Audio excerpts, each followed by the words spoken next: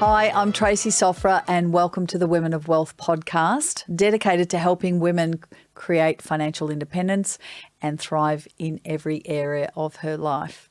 In today's episode, I'm going to be talking about what drives women's money decisions. This is a really, really interesting one that I haven't sort of dived into previously, and I'm going to share a lot of research with you in this particular podcast and really drill down into what actually makes women tick and what drives their money decisions. And it's very, very interesting. And I'm guessing once I share and elaborate a little bit further in here, you're going to go, yeah, that's me.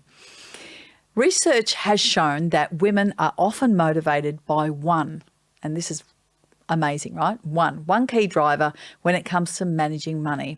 And it's not their own financial well-being, believe it or not. Since 2011, MeBank, I don't know if, well, I'm guessing most of you know what MeBank is, but since 2011, MeBank has produced a biannual study called the Household Financial Comfort Report. And over the years, this study has consistently found that women lag behind men when it comes to financial comfort. And there's a simple reason why. According to she's a professor, Rosalind Russell. According to her research in the School of Economics, Finance and Marketing at RMIT University, women tend to base their financial decisions around the well-being of their family. Yes, of course. Makes sense, right? And I'm guessing you're going, yeah, that's me. That sounds about right. Rather than themselves. So their key driver is their family and not their own financial well-being. And this can range from children's education to caring for elderly parents to providing for grandchildren even. I was chatting to a client recently. She's in her 80s, mid to late 80s, and you know she's done really, really well for herself, and she's got a substantial portfolio, and she was wanting to preserve it for the grandchildren. Okay, so it is definitely very, very common.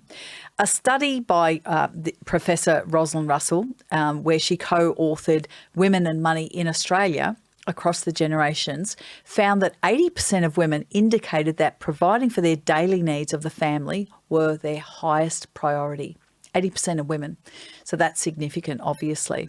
It's not often until women reach their 40s that they start saving for their own future. So up until about then, they're really focusing on their family and making sure that it just seems to be their highest priority.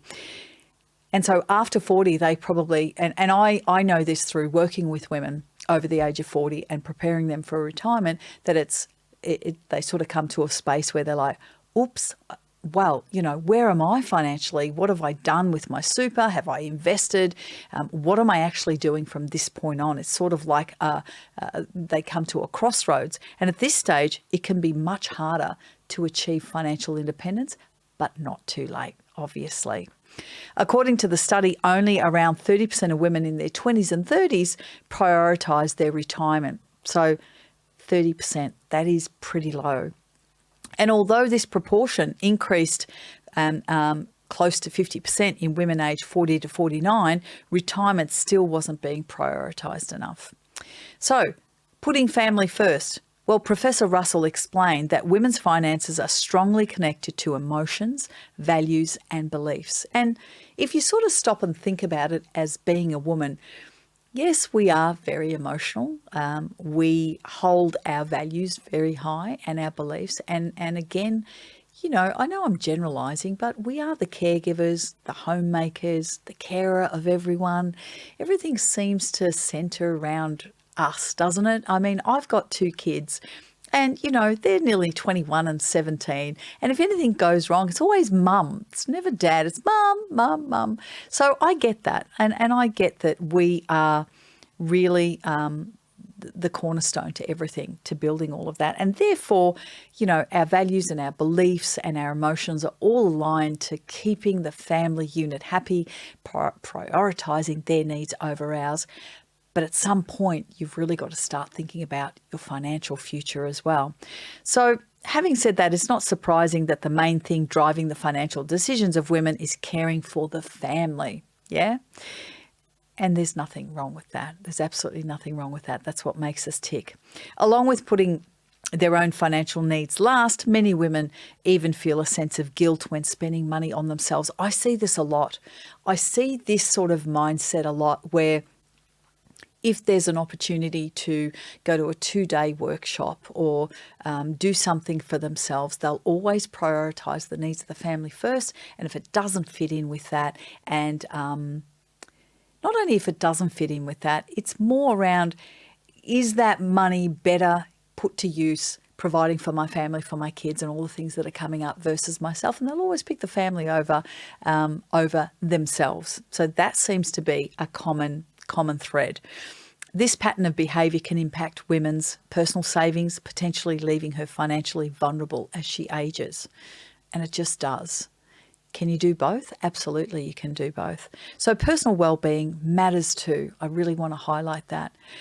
The thing is, making space for personal financial needs is not being selfish. It is definitely not being selfish. Women do need to, I need you to challenge those thoughts around looking after others at your expense. I think it can be done. I think it can exist together. And so it's not selfish. And on the contrary, when a woman improves her own financial well-being, she can be less likely to rely on anyone else for financial support in her life. So it's creating that strength around your own financial life to then be able to assist your family further. So if you're not looking after yourself and being detrimental to yourself and only looking after the family, at some point you're not serving yourself so you can continue to be a strong support to your family. So it's actually working against yourself if you can think of it in that way. So don't overlook your own money needs. Taking care of your own financial health doesn't have to be synonymous with neglecting the well-being of your family. One doesn't have to offset the other. They can coexist is what I'm trying to say. So I'm going to share with you 3 simple steps that you can use to implement for a financially fitter you. First thing is, let me share the first thing. Aim to grow savings. So simple, right? It's not rocket science, and you were probably thinking, gosh, what is it going to be? Sure, it can be difficult to find savings when there's so much cash that you can't potentially spare. And, aim to grow your savings seems like a really simple strategy, but it is overlooked all of the time. The simplest things are the things that are overlooked. By setting up a few dollars or setting aside a few dollars into a savings account each pay can be the start of something big. Again, small things grow into bigger things. A savings pool for the future. Start small and start building, automate it and get it going. So aim to grow your savings, because growing savings is not just good for your financial health. Savings is like magic. Remember the power of compound? And there's also a psychological benefit of savings, and it provides you with a sense of security, peace of mind, and knowing that something is set up for your future, however little it is. I've seen this a multitude of times with clients. We seem to overlook the power of $20, $10, $30, whatever it may be. People tend to think that unless it's an exorbitant amount of money, what's that going to add up to? That's not going to do anything. I promise you, over a long period of time, whatever you can do is better than doing nothing. And having that long-term goal and consistently following through with that and being disciplined in doing that is going to change everything for you. So aim to improve your savings no matter how small it is. The second thing is set some goals. Yes. And setting goals is incredibly powerful. I've spoken about this a multitude of times. There's so much research around setting goals and making sure that these goals are serving you for your future. Mapping out your financial goals are important. This gives you something to work towards. It documents it. It keeps you accountable. Sharing it with other people then holds you even further accountable because you've put it out in the big wide world. Yeah? And it's a benchmark to kick off as they are being achieved. So if you document them and you achieve them and you can tick them, how great does that feel? How much more empowering does that feel? And how much more in control does that feel for you, and relieves any anxiety you've got around your own financial position and being able to provide for yourself while providing for your family? Make your goals as clear and as specific as possible. Share them with friends, as I said, keeps you accountable, and family members, and keeps you accountable and motivated because you've got it out in the real wide world. And mapping out your financial goals, including where you want to be in the future and when you want to retire.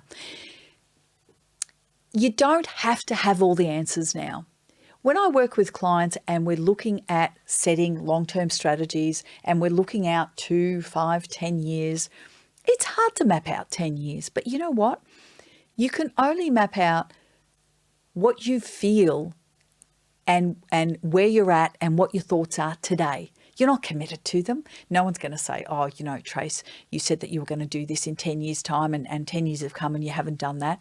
You don't have to have all the answers now, and you can only map out where you're at right now and what your thoughts are at this point. And that's why mapping them out and reviewing them, it's almost like journaling goals, right? It gets you to see where you were at 12 months ago, 18 months ago, 2 years ago, and evolving through that process. So don't be bogged down in it. Don't feel like I've written it down and now, you know, I can't get away with it. I want you to be more flexible around it. I want you to be more forgiving around it, but I want you to use it as a tool that progresses and evolves with you as you evolve as an individual. You've got to give yourself room for growth. You've got to give yourself room for change. And we do change dramatically after the age of 40, 50 and beyond, without a doubt. This changes, and therefore the plans and the strategies need to evolve with you.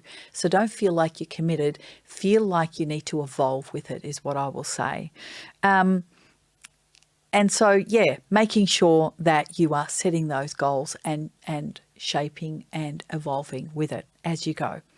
And the third one is get to know about money matters. Yeah.